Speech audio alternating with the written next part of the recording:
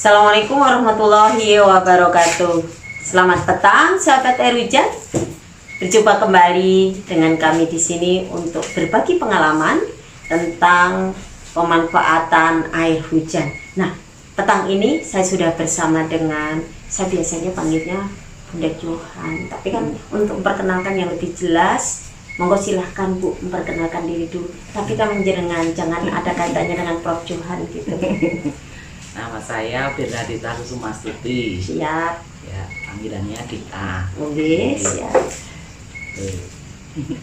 Oh, jadi Nisa dengan Bunda Dita ya? Iya. Oke. Sebetulnya padahal Bu Tuti itu juga oke loh Bu. Nah, ini mohon izin nih. Ada pengalaman ketika kita bertemu beberapa waktu yang lalu ya? Iya. 1 bulan ada belum ya Bu? Belum. Oh ya, belum ya. Belum. Jadi belum ada 1 bulan, tapi Bunda ini punya pengalaman mengkonsumsi air hujan ini. Sebetulnya lebih ke bagaimana sih kesan pertama ketika mengkonsumsi air hujan, karena dengan mau minum air hujan ini tentu kan menjadi satu bagian yang oh ini berbeda dengan orang kebanyakan yang rata-rata kok air hujan yang diminum. Gimana pengalaman pertama minum ini Bun? Ya, saya waktu itu hanya ikut Bapak aja. Karena Bapak minum, terus saya ya minum. Ikut-ikutan gitu ya. Jadi ini kan masih dalam pola ikut-ikutan gitu. Iya. Terus kesan pertama minum? Ya saya terus minum, kok airnya enak gitu. Airnya enak, terus saya itu kalau udah minum ngantuk. Terus ngantuk itu sehari itu bisa 2 kali tidur gitu.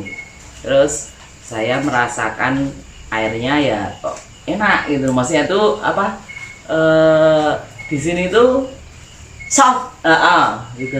soft gitu ya. Gitu. Nah, ini yang menarik, kenapa minum ini ngantuk? Emang biasanya minum yang lain nggak ngantuk gitu? Enggak. Ada pengalaman menarik sama Bunda Dita ya, bahwa ketika minum air ini mengantuk gitu ceritanya, dan mengantuk sehari bisa tidur 2 kali. Aneh kan kawan? Tapi ini sebetulnya nggak aneh sih, karena terkadang saraf kita terlalu tegang sehingga butuh rileks. Nah, kenapa air ini bisa merilekskan? Karena air ini mampu masuk ke aquaporisel kita dengan optimal. Loh, air hujan kok bisa masuk dengan optimal? Kenapa? Karena air hujan terbilang air yang soft water atau air yang cluster molekulnya kecil, sehingga airnya mudah masuk ke dalam sel. Ketika sel-sel kita ini terhidrasi dengan optimal, maka membuat kita yang tegang-tegang ini kemudian menjadi rileks. Nah, rileks dan tak rileks ini kan salah satunya mengantuk tadi. Iya. Nah, kemudian pengalaman yang lain nih. Kalau satu pengalaman kan yang pertama, airnya soft sih, melewati tenggorokan ini enak aja. Iya. Terus kemudian satunya dampak mengantuk. Ada pengalaman lain nggak dari minum ini? Oh, ketika minum ini ternyata aku bisa minum yang biasanya cuma sekian jadi sekian, atau yang biasanya minumnya sekian malah aku minumnya jadi lebih sedikit, atau gimana gitu. Saya minumnya banyak. Karena setiap kali saya haus terus saya mesti minum air itu.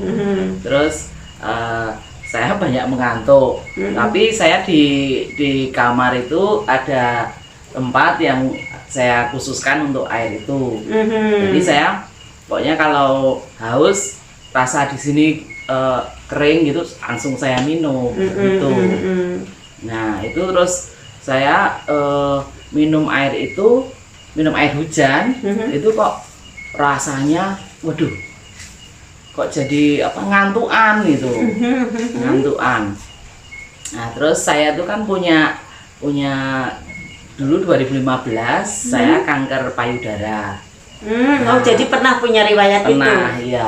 Terus? Nah, di sini di atas itu ada benjolan. Ada benjolan. Nah, setelah berapa ya, seminggu lebih sedikit itu kok nggak ada, benjolannya hilang. Terus saya sekarang ini masih dalam proses itu yang di kiri. Di sini itu kok mengecil gitu. Oh, memang punya benjolan di beberapa tempat gitu ya? Iya, di sini di atas payudara. Terus di kiri, kalau di kiri itu tidak operasi saya dulu, yang kanan gitu.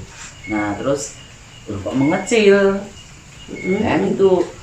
saya rasakan kok lemes gitu. Tapi saya tuh pas minggu setelah 1 minggu itu kok rasanya ngantuk terus ngantuk terus apa pegel-pegel gitu loh. Wah rasanya memang pegel-pegel gitu. Nah saya tuh kalau sudah ngantuk ya wes pokoknya tidur gitu. Nah pernah kemarin saya ngantar bapak itu di tempat itu saya tuh tiduran di kursi gitu aja.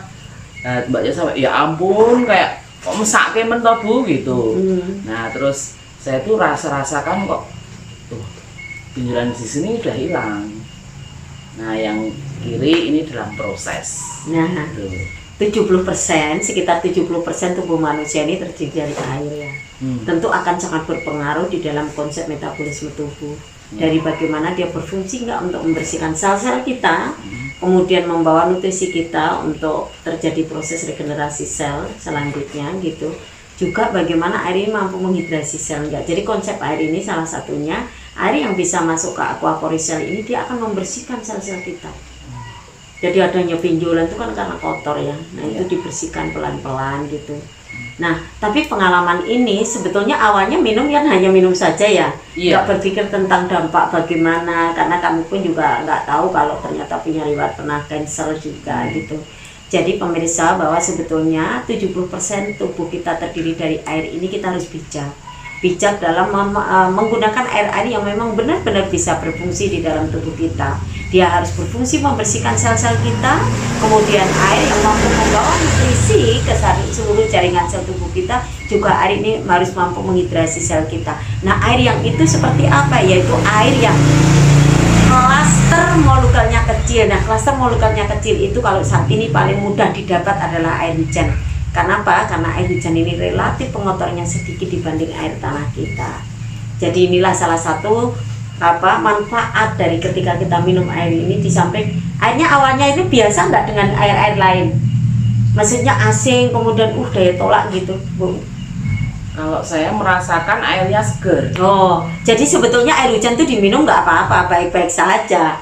Ya seperti air-air lain saja, nggak kemudian rasanya ada asin. Karena pernah kami sering mendapatkan, bukankah air hujan itu asin? Iya asin kalau kena keringat gitu.